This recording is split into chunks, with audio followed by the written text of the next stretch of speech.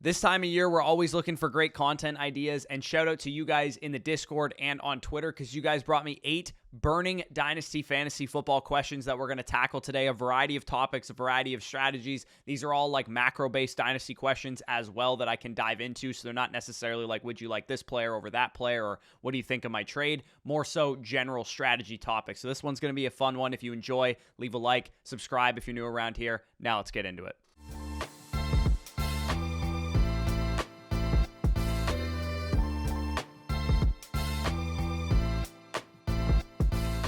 All right, so question 1 comes to us from Dr. Brian Harris in the Discord. He says, I'd love to hear your thoughts on position hoarding. He said it was a hot topic recently. I think we talked about it on a live stream.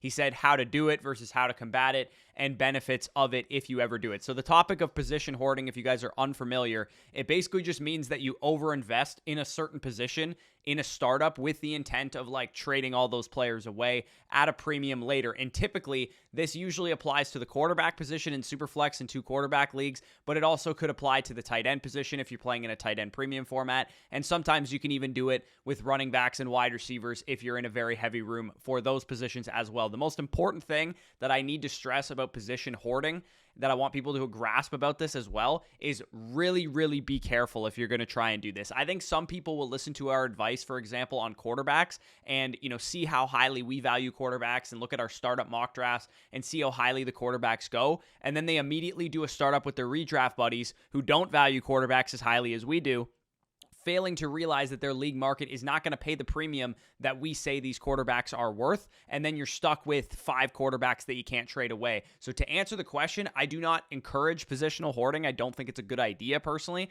Drafting the best players, in my opinion, is always the best strategy. Now, in a startup, sometimes good players fall to you at a value, and if you happen to fall ass backwards into 3 stud quarterbacks, let's say in the 111 you take Deshaun Watson, at the 204 you take Kyler Murray, and then Bryce Young falls back to you in the 4th round or something, by all means, draft the best players and sell them later. I just would not spam 5 quarterbacks and hold your league hostage because A, if those quarterbacks are falling out of value, it's probably an indicator that your league isn't high on quarterbacks in general. And B, it's also just annoying and people won't want to deal with you in trades. And same goes for other positions as well. If you're just drafting, if you have Pitts, Andrews, and George Kittle in a tight end premium, and you're like, oh, I own all the good tight ends, everybody's going to have to pay up for a tight end. Yeah, that might be true to some degree, but at the same time, if somebody in my league did that, I would just say, screw them. I'm just going to leave them with these tight ends, and they can figure it out on their own.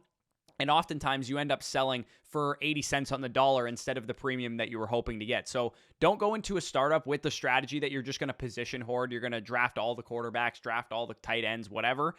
To me, it's just annoying. I don't think it's an effective strategy. It doesn't really apply at wide receiver and running back, but by all means, if a certain amount of good players are falling to you at those positions and you're rich at those positions, you can sell them for a premium later potentially, but I would not go into a draft with the intent of hoarding quarterbacks, running backs, wide receivers, or tight ends. So appreciate that question from Brian Harris. Question 2 comes from Claire in the Discord, the Mighty Bouch. How to handle shit trade offers. We've all experienced this. And she says, serial offenders specifically. So it sounds like somebody's pissing Claire off in one of her leagues, and she doesn't know how to handle these negotiations because we've all experienced this. You get a trade, it comes up on your sleeper app or whatever, you're all excited to go look at it, and you have AJ Brown and they're offering you like a late 2024 first. And you're like, all right, I'm not going to accept this. The way I personally handle these situations is to negotiate because typically shit trade offers are the first offer. And the person making the trade offer usually is not doing so with like malicious intent to rip you off. Sometimes they are, but most of the time they're just doing it as an initial offer to show you that they're interested in a player. And obviously they're not going to, fork over their best players right away. So usually what I do is typically put the ball in their court as a negotiation. What I do first is say, I don't really like this offer politely. I don't think this value is appropriate. And then I kind of ask them what they're looking to accomplish for the trade. Are you looking to trade for my AJ Brown, for example? And if they're trying to obtain a competitive piece, I'm probably assuming that they're trying to compete for the championship. I'd be like, all right, so you want my AJ Brown. What I'm looking for in return is what I think AJ Brown is worth, which in my opinion is 2 first rounders or equivalent value. So if my team is rebuilding in this situation, I would explain to them that why I value the player that way, rationalize the deal that is good for both parties, and then they can either take it or leave it. And to Claire's point, some people just want to rip you off and they're not going to make trades like that. And I would suggest just not trading with those people. If they can't listen to reason and they can't, negotiate with you fairly, then they're definitely not interested in making a trade that benefits both teams. They're interested in taking your best players for shit players off of their team. So I would suggest at least engaging with these shit offers. Don't just be like, screw this person, I'm never trading with them, because I have gotten good deals out of an initial bad offer because I was willing to negotiate. I was willing to engage, send counter offers, figure out what they were looking for. I realize it can be annoying, but I have gotten deals done with these initial shit offers. So definitely engage negotiation talks with these people. But if you know that they're not going to negotiate rationally or the negotiations come to a halt or whatever, then by all means, just avoid trading with those players. Question number 3 comes to us from John C. Powers. He says, how do you think the peak sell window varies by position over the course of a calendar year? And this is a pretty loaded question. I actually did an entire video basically on this concept called the Dynasty Fantasy Football Calendar last offseason, and it was mainly a strategy video, so you can actually go back and watch that. It doesn't really have player takes in it, so it's still relevant. The easy answer to this question is this. Contending assets, specifically at running back and tight end, where those positions are typically lacking foundational players, so usually people just want contending assets at those positions, the peak selling window for those players is going to be in the season, or at least in August before the season begins. But when it comes to, foundational quarterbacks, wide receivers, draft picks, those type of assets are usually going to steadily maintain value. And their peak sell window, especially for rookies and draft picks, is going to be March to May when we're talking about the rookie class and when we're talking about drafts and that kind of thing. But with foundational quarterbacks and wide receivers, they don't really have a peak sell window because they're just always valuable. But when we're not scoring fantasy points, the young players, the ascending players, the players we can talk themselves into are the most value. During the season, when we're spending, time looking into fantasy production and usage and that kind of thing, that's when those competitive pieces are more valuable. Last offseason, like I said, I did a video called the Dynasty Fantasy Football Calendar where I illustrated the value life cycle of certain types of assets, because it's easy for me to say all running backs are more valuable in season, but that's not necessarily 100% correct. The more correct statement is saying that running backs who are giving you production are more valuable in season. But a young running back like DeAndre Swift last year, for example, who had not yet given you peak running back production, who was still kind of a breakout candidate, would have obviously been more valuable before the season started than he was during the season because he dealt with injuries. He wasn't really that productive. So the best way to know that if you're in a peak selling window for a player is to think about how their value could change over the course of the calendar year. Think about, for example, Javonte Williams. Right now, he's currently injured, so his value is a little bit depressed. It's probably about 80% of what it would be if he were fully healthy. So you might be thinking, we should go and buy him, right? Well, once we get into the season, his value could go down even more than it already has if he doesn't quite look the same, or if he's on the PUP list, or whatever the case is. He's probably going to lose a little bit more value than he's even already lost, down to like 60 to 70%, and that's when you want to actually buy him. And on the flip side, somebody like Saquon Barkley is valuable right now for sure. He's definitely not going to go for nothing in a league, but he'll only achieve his peak 100% value once he's scoring fantasy points at a top 5 rate, or however high he's performing as a productive running back, because his peak window will be during the season when contenders are looking for points for their fantasy team. So I hope that answered your question. I hope that wasn't too confusing. But basically the short answer is, if they're contending assets, they're going to be more valuable in season. If they're foundational assets, they're valuable all the time. And if they're rebuilding assets or draft picks or rookies, they're going to be more valuable like March to May when we're talking about young players all the time. So that is the simple answer to the question. Going to question number 4 here, which is from the Birch. When you're rebuilding with vets on your roster that need to be moved, and I'm sure you guys have been in this situation, or maybe you're in this situation right now, do you prefer moving them straight up for draft picks, or would you rather get maybe an emerging younger player plus lesser picks? So basically he's asking, like, how would you sell your players? Do you always want draft picks? Do you want young players? Do you want a mix? Whatever the case is.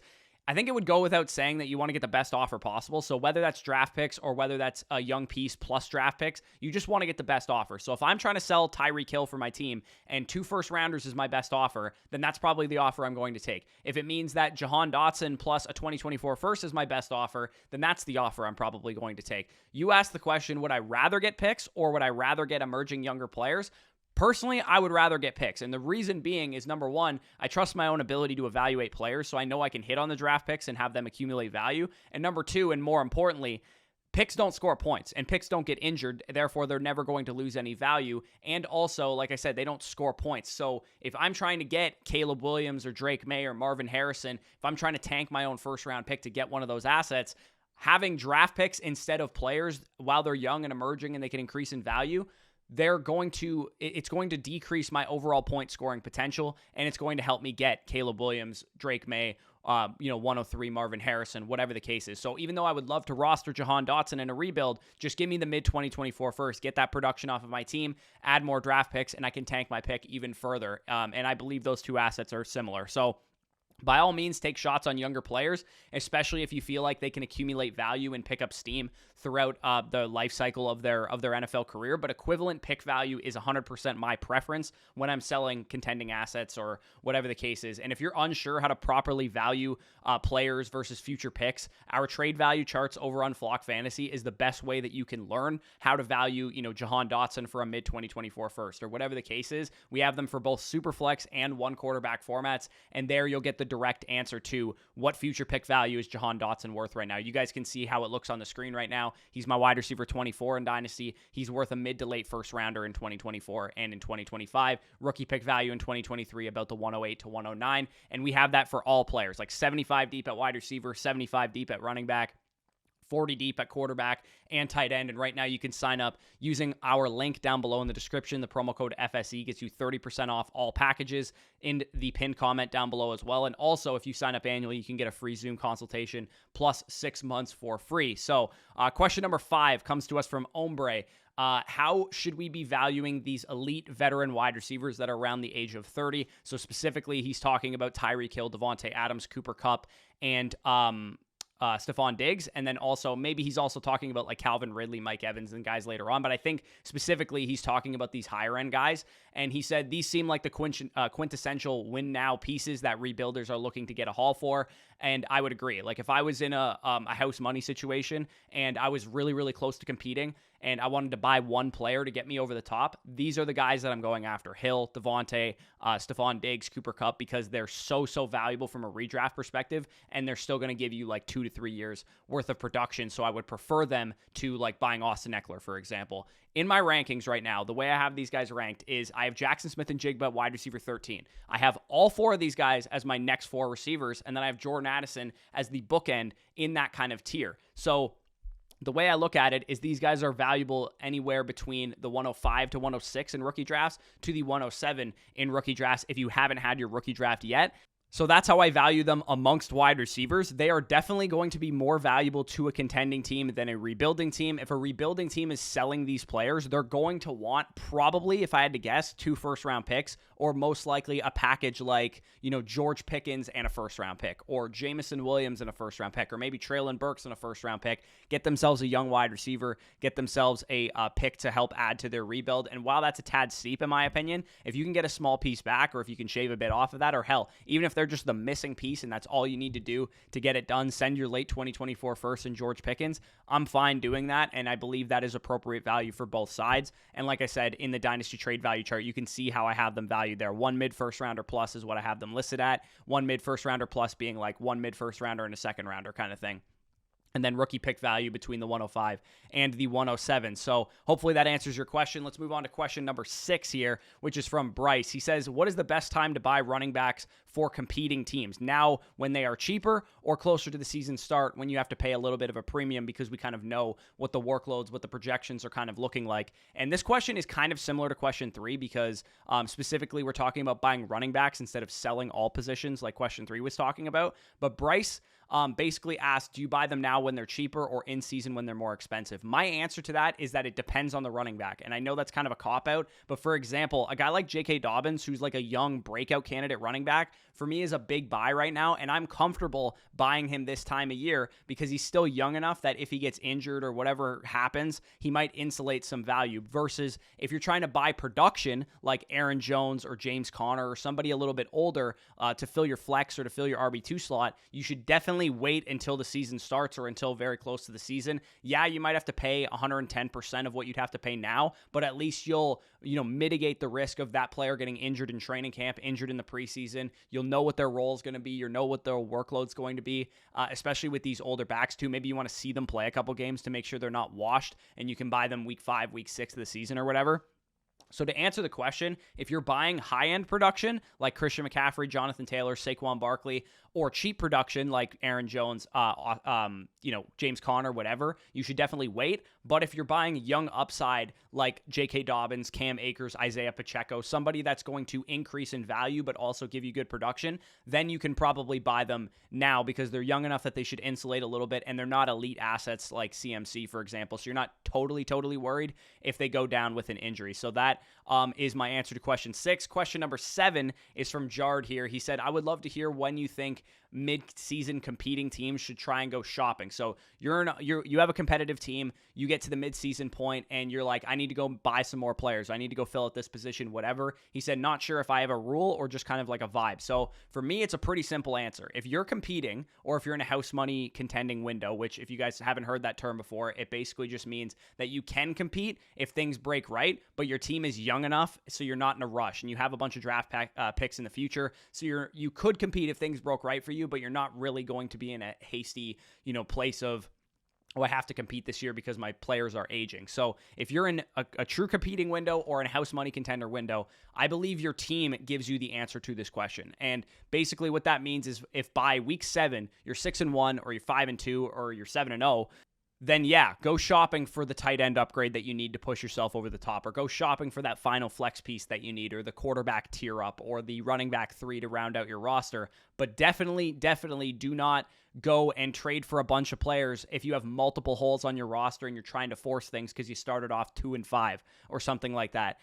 You're fooling yourself into thinking you're a contender when you're not. And if you're in that position, you are much better off being proactive, trying to rebuild, trying to retool into a 1-year punt or something like that. Because if you just force things, you're going to give up way too much value because players and production cost more in season than they do out of season. So let's say you try and buy Austin Eckler and Keenan Allen during the season, you're going to pay probably 125, 150% of what they're worth in the offseason because those guys are older and they're not going to retain their value. So if you are not out to a hot start, or you have multiple holes and you're trying to force things and there's a bunch of monsters in your league that you're never going to compete with, by all means, do not go out and go shopping. Do not go out and trade a bunch of your assets away unless you're a full-fledged contender and or a house money team that broke right for you. That is the only time realistically that I'm looking to go shopping. If you're a full-fledged rebuilder, or if you can't compete or you start out slow, you definitely should not be blowing your load too early. So question number 8, which is the final question of this video, comes to us from Donka. He asks, how should we value the opportunity cost for re-rolling a late 2023 first, so like 109 to 112, versus a random 2024 to 2025 first? And he said, during rookie drafts, some people are going to offer, future first for the current pick on the board or whatever.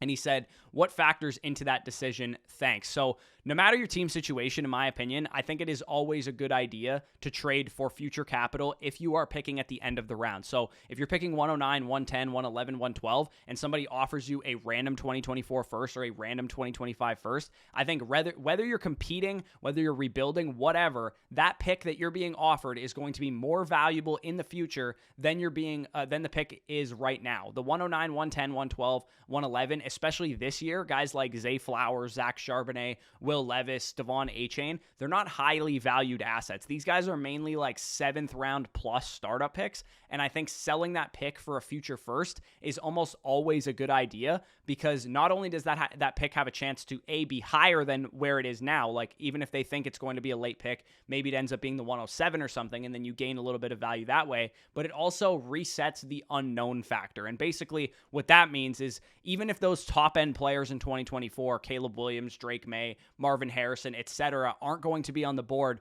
by the time this pick that you were offered is up, it still allows the manager of whoever owns that pick to have visions of Sugar Plums and Marvin Harrison Jr. in their head. And that's exactly what you want when you're trying to sell a draft pick. You want them to think it's going to be better than it is. And if you're rebuilding, obviously this is a great move because you add to your war chest. If you're competing, you either increase your longevity and you spend that pick a year from now, or you use it as buying power midseason to go out and trade for somebody. And I guarantee you that that mid to late 2024 first that somebody gave you for the 110 is going to be more valuable midseason than Will Levis or Zach Charbonnet. Even if they have great seasons, I'm telling you right now, having the later pick or whatever, the 2024 pick, is going to help you in more ways than one. Haste makes waste in Dynasty, and patience is a virtue. So if you are patient and you are willing to sacrifice an immediate, reward like drafting a player at 111 for a more valuable asset like a 2024 first that has a chance to be 106 to 108 or something, if you are not in a rush to field the perfect team, opposing managers will contribute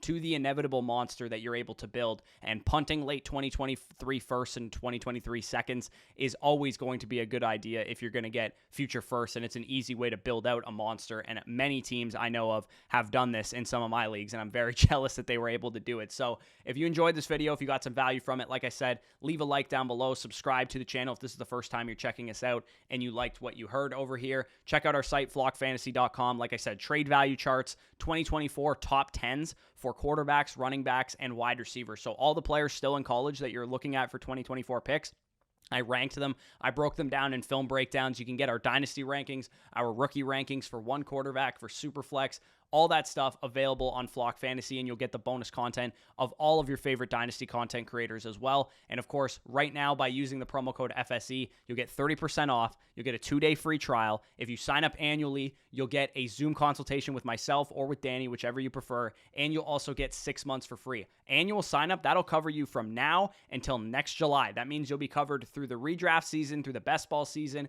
through the in-season content, through Dynasty season next year when we're talking about all the 2024 rookies, through your rookie drafts, and all that good stuff. So definitely check that out if you're interested. It's simply the best value for your dollar. But with that being said, peace out, and we'll talk to you soon.